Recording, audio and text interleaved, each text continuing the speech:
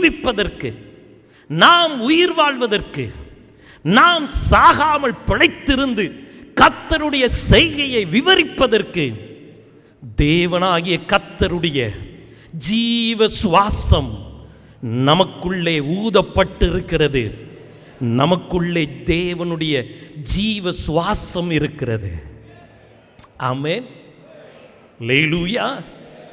நாம் பிசாசுக்கு சொந்தமானவர்கள் அல்ல, நாம் இந்த உலகத்துக்கு சொந்தமானவர்கள் அல்ல.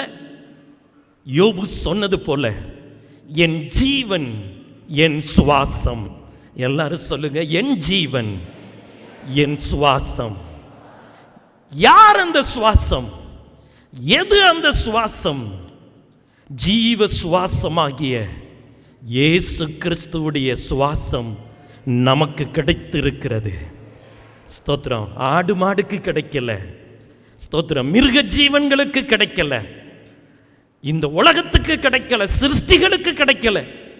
சிருஷ்டிகளின் மகுடமாகிய எனக்கும் உங்களுக்கும் இயேசு கிறிஸ்து தன்னுடைய ஜீவ சுவாசத்தை ஊதி இருக்கிறார். அல்லேலூயான்னு சொல்லு. அதனால நீங்க இயேசுவால் ஆசீர்வதிக்கப்பட்டவர்கள். இயேசுடைய பரிசு உங்களுக்கு உண்டு.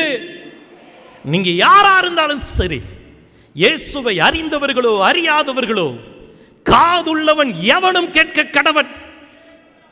உலகத்தில் இருக்கிற அனைத்து மக்களுக்கும் உண்மை தெய்வன், ஜீவனுள்ள கர்த்தர் 2000 ஆண்டுகளுக்கு முன்பாக இந்த உலகத்திலே வந்து இரட்சகராய் இயேசுவாய் வெளிப்பட்டு சிலுவையிலே மரித்து உயிர்த்தெழுந்த அந்த இயேசு கிறிஸ்து ஒவ்வொருவருக்கும் ஜீவ சுவாசத்தை ஊதி இருக்கிறார். உலகத்தில் இருக்கிற அத்தனை பேர்களும் இயேசு கிறிஸ்துவின் பரிசை பெற்றவர்கள். கரங்களை தட்டி இயேசுவுக்கு நன்றி செலுத்துவோமா? நீங்க சுவாசிச்சுட்டே நன்றி செலுத்துறீங்களா? சுவாசம் தேவனுடைய பரிசு. துதியின் கோட்டை ஆலயம், புதிய பேருந்து நிலையம் அருகில், திருநெல்வேலி.